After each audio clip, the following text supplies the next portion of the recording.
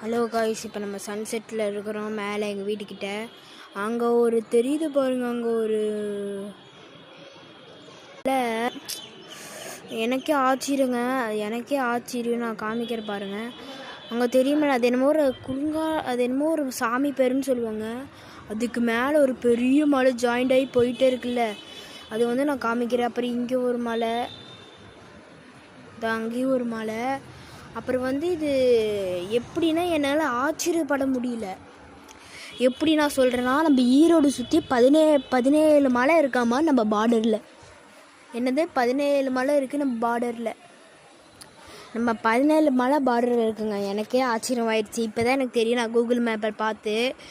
அப்புறம் இதே CNG college இது எல்லாத்துக்கும் தெரியும்.